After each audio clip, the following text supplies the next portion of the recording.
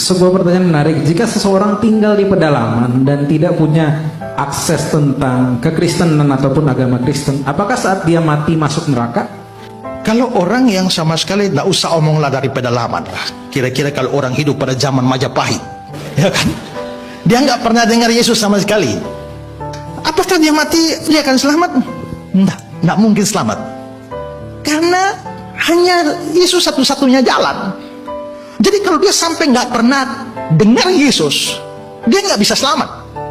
Dia mau akses dari mana? Satu-satunya jalan kan Yesus. Tapi kan rasanya nggak adil. Misalnya ya, kalau saudara tinggal atau hidup pada zaman kerajaan Majapahit, ya, saudara tidak pernah dengar nama Yesus, mati.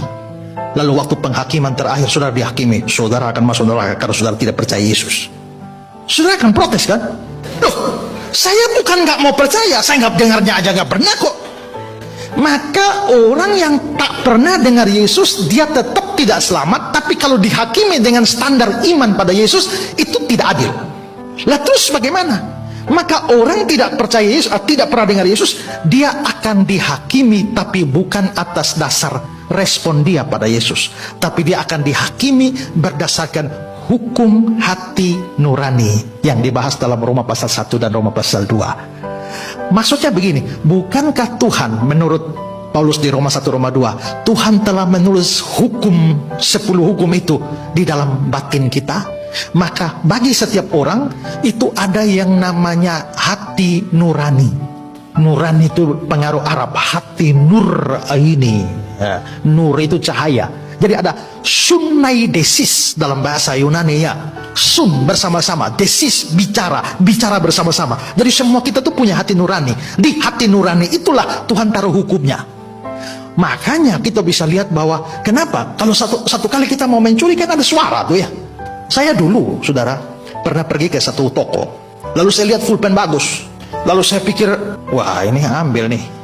Zaman dulu belum ada zaman CCTV, maka caranya saya ambil pulpen, saya masukkan di kaos kaki saya, lalu saya keluar, lolos. Setelah sampai luar, ada suara bilang, Esra, kau pencuri, kau masuk kembali dan kembalikan barang itu. Akhirnya saya kembali lagi, saya ambil, saya simpan lagi, saya keluar. Begitu keluar, satu suara bilang, bodoh kau, sudah keluar ini.